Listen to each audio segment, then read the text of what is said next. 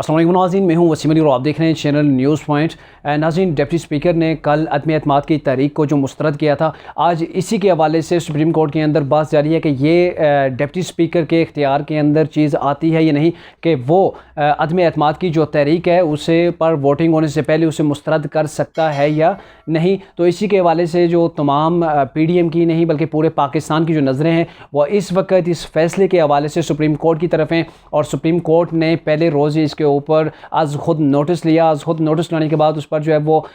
3 रुकनी bench बना दिया, तश्कील दे दिया जो इस केस की जो है वो सुनवाई करेगा। और उसके बाद आज अपोजिशन की जानिब से ये अपील की गई, रिक्वेस्ट की गई कि फुल कोर्ट बेंच जो है वो इस पर तश्कील दे दिया जाए, लेकिन उसके बाद जो है वो 2 जजों को मज़ीद ऐड कर दिया गया और अभी जो 5 जज हैं जो इस केस की सुनवाई कर रहे हैं। और इसके हवाले से आज कोई भी अपोजिशन की जो नज़रें थी वो सुप्रीम कोर्ट की जानिब थी कि सुप्रीम कोर्ट कल ही कोई ऐसा जो है वो हुक्म जारी कर देगी कि ये जो तहरीक को मुस्तरद कर दिया गया इसे वहाँ पर स्टॉप कर दिया जाएगा या इसे रिवाइंड कर दिया जाएगा। और जो इमरान खान साहब ने जो असम्बलियों को तहलील किया,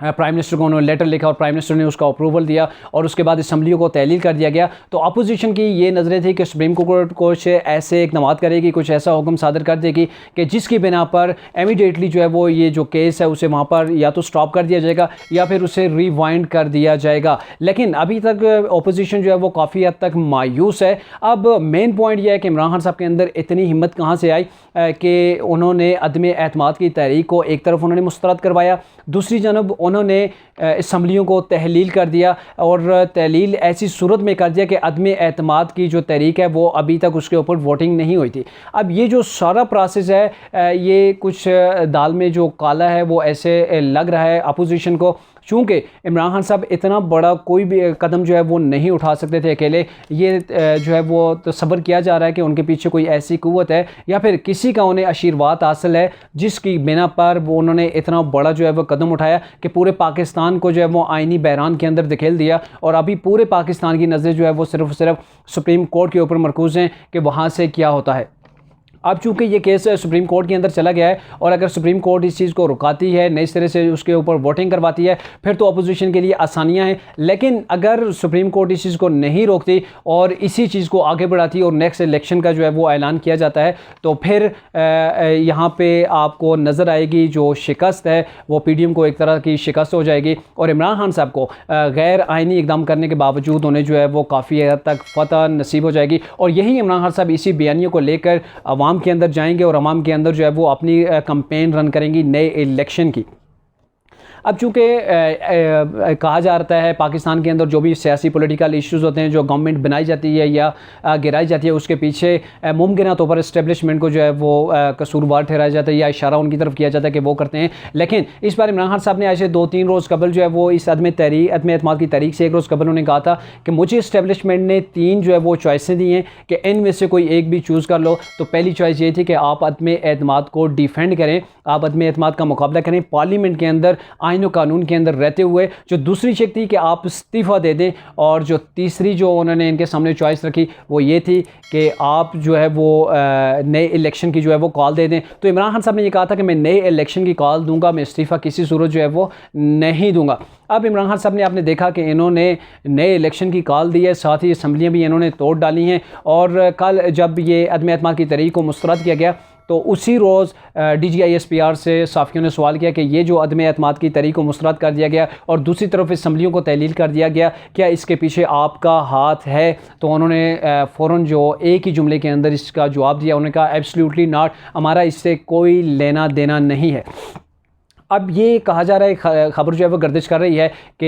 ये जो अटॉर्नी जनरल ऑफ पाकिस्तान है उनकी अदम एतमाद से पहले, अदम एतमाद की जब तहरीक को मुस्तरद कर दिया गया उससे कबल उनकी पाकिस्तान की बहुत बड़ी शख्सियत के साथ मुलाकात हुई है और वो मुलाकात 1-to-1 हुई है और तकरीबन 45 मिनट, लगभग 45 मिनट जो है वो तवील रही है। और वो जो मुलाकात है ज़ाहिर है ये अटॉर्नी जनरल जो है वो इनके कानूनी मामलात होते हैं तो इन्होंने भी ख़ुद भी कानूनी शख्सियत हैं और इन्होंने भी ज़ाहिर है फिर किसी कानूनी शख्सियत से मुलाकात की होगी। और कहा जा रहा है कि जो उनकी मुलाकात थी वो पाकिस्तान की इंतहाई मोतबर शख्सियत से थी। और ज़ाहिर है ऐसा मौका है जब पे अदम एतमाद की तारीख है, उसके ऊपर वोटिंग होने जा रही है। और जब पहले मुलाकात होती है और पहले मुलाकात के थोड़ी देर बाद या आगे से नेक्स्ट रोज़ जो है वहाँ पे अदम एतमाद की तारीख को मुस्तरद कर दिया जाता है, तो ये हो सकता है वहाँ पर इनकी डिस्कशन जो है वो चली हो अदम एतमाद के हवाले से। और ये जो क्वेश्चन मार्क था कि आया कि जो speaker deputy speaker of national assembly हैं उनके पास इतने इख्तियारात हैं कि वो किसी तहरीक को मुस्तरद कर सकते हैं और उसको पार्लियामेंट की जो तहरीक है उसको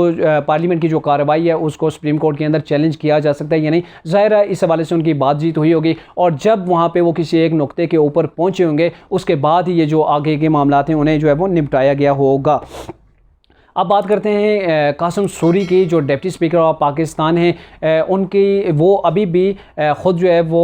उनके ख़िलाफ़ अभी तक जो है वो एक केस चल रहा है। वो अभी स्टे आर्डर के ऊपर जो है वो अभी तक ऐवान की कार्रवाई कर रहे हैं। उनके हल्के के अंदर 54,000 वोटों का जो है वो घपला अभी तक मौजूद है, जिसके ऊपर जो है वो उनका केस अभी तक जारी है। और उन्होंने जाकर इतनी बड़ी तहरीक को जो है मुस्तरद कर दिया, जिसके हवाले से आज पाकिस्तान आइनी बुरान के अंदर खड़ा है। इससे पहले शेख रशीद ने कल जो एक बयान दिया, इसी के तनाज़ुर में अगर देखा जाए जो उन्होंने बयान दिया, उन्होंने कहा जी ये जो डिप्टी स्पीकर ऑफ पाकिस्तान ने या स्पीकर नेशनल असम्बली जो पार्लियामेंट के अंदर जो इजलास उनका होता है, जो वो कार्रवाई करते हैं, उसको सुप्रीम कोर्ट के अंदर या किसी भी कोर्ट के अंदर चैलेंज नहीं किया जा सकता। तो जब तक ये फैसला आता है सुप्रीम कोर्ट का तब तक नए इलेक्शन का टाइम हो जाएगा। यानी उनके कहने का ये मकसद था कि ये केस सॉल्व होने वाला नहीं है और कोर्ट के अंदर इस पर जो है वो टाइम ही वेस्ट किया जाएगा और इसे लंबा जो है वो खींचा जाएगा, तब तक नए इलेक्शन का टाइम हो जाएगा। चूंकि इमरान खान साहब नए इलेक्शन की ऑलरेडी जो है वो उन्होंने असम्बलियाँ तहलील कर दी हैं। जब असम्बलियाँ तहलील हो जाएं तो 90 दिन के अंदर जो है वो इलेक्शन होते हैं। और आज सदर पाकिस्तान ने अपोजिशन लीडर यानी कि शहबाज शरीफ को लेटर लिखा है कि आप जो अभी हम नेक्स्ट जो गवर्नमेंट बनने जा रही है, निगरान गवर्नमेंट, उसके वज़ीर-ए-आज़म का आप नाम जो है वो पेश करें ताकि हम इस पे ऊपर मुशावरत कर सकें। अब 3 नाम देने होते हैं, अपोजिशन ने 3 देने होते हैं, गवर्नमेंट ने, और उसके ऊपर जिस नाम के ऊपर कंसेंसस अगर आ जाए तो फिर वही मुमकिन तौर पर वज़ीर-ए-आज़म बन जाता है। लेकिन अगर कंसेंसस ना पैदा हो सके तो यही लेटर भेजा जाता है इलेक्शन कमीशन को और इलेक्शन कमीशन उसके बाद जो है वो नए निगरान वज़ीर-ए-आज़म का इंतखाब करता है। लेकिन अब यहाँ देखें कि सदर साहब को ये पता है कि अब असम्बलियाँ जो है वो डिज़ाल्व हो चुकी हैं। जब असम्बलियाँ डिज़ाल्व हो चुकी हैं तो उसके बाद क्या प्राइम मिनिस्टर और क्या जो है वो उसके बाद अपोजिशन लीडर, जब आपकी असम्बलियाँ तहलील हो चुकी हैं तो उसके बाद अपोजिशन का लीडर का जो ओहदा है वो डेफिनेटली जो है वो ख़त्म हो जाता है। लेकिन यहाँ पर आज सदर साहब ने एक बार फिर वही गलती की और उन्होंने जो ये लेटर लिखा है वो अपोजिशन लीडर के नाम का लिखा है। अब चूँकि यहाँ पर इन्होंने जवाब दिया शहबाज शरीफ ने कि हम इस गैर आइनी अनकंस्टिट्यूशन मामले को जो हम एक्सेप्ट ही नहीं करते तो हम आपको ऐसे नाम जो है वो कैसे दे सकते हैं। यानी कि उन्होंने इस नाम पर नाम देने से जो है वो इनकार कर दिया है। अब गवर्नमेंट की तरफ से जो मुमकिन तौर पर ये न्यूज़ आ रही हैं, जो नाम दिया जाएगा वो मोहतरम एक चीफ जस्टिस हैं, रिटायर्ड चीफ जस्टिस हैं अजमत सईद खोसा के हवाले से नाम वायरल हो रहा है कि मुमकिन तौर पर गवर्नमेंट जो नाम पेश करेगी निगरान वज़ीर-ए-आज़म के लिए तो वो अजमत सईद खोसा का नाम होगा। अब चूँकि पाकिस्तान के अंदर जो आइनी एक बहरान पैदा हो चुका है, अब सुप्रीम कोर्ट इसके हवाले से क्या फ़ैसला करती है। सुप्रीम कोर्ट ने 2 दिन के अंदर कोई ऐसा बड़ा ऑर्डर नहीं दिया कि जिसकी वजह से जो कुछ इस केस के हवाले से जो कुछ रहनुमाई हो जाती या फिर ये जो इशू था इससे जो है वो कहीं पे इससे फुल स्टॉप लग जाता। लेकिन ये अभी कल का टाइम दिया गया है, कल दोबारा से इसके ऊपर सुनवाई होगी और जो पाकिस्तान के अंदर जो अभी बहरान है इसका नतीजा सिर्फ एक ही होगा कि नए इलेक्शन ही इस चीज़ को जो है वो मुल्क की सूरत हाल जो करंट सिचुएशन है उससे जो है वो बेहतर कर सकते हैं। अब तमाम का तमाम फोकस जो होगा सुप्रीम कोर्ट के बाद अगर फोकस है तो पीडीएम का भी और गवर्नमेंट का जो है वो नए इलेक्शन की तरफ होगा। और तहरीक इंसाफ को अगर देखा जाए तो वो ऑलरेडी इलेक्शन के अंदर उतर चुके हैं। इमरान खान साहब ने बतौर एहतजाजन आज भी रेड जोन के अंदर अपने वर्कर्स को जो है वो बुलाया हुआ था, वहाँ पर वो प्रोटेस्ट करने जा रहे हैं चूँकि उन्होंने मोमेंटम एक बनाना शुरू कर दिया है, दोबारा से डेवलप करना शुरू कर दिया पब्लिक के अंदर। उन्हें पता है कि दोबारा जो वोट मिलेंगे वो पब्लिक से ही मिलेंगे। तो पीडीएम की अभी नज़र सुप्रीम कोर्ट के ऊपर है। अगर सुप्रीम कोर्ट से कोई जल्दी फैसला आ जाता है तो फिर पीडीएम जो है वो मूव करेगी, अगर नहीं आता तो फिर भी पीडीएम को भी इलेक्शन के मैदान के अंदर मजबूरन उतरना पड़ेगा।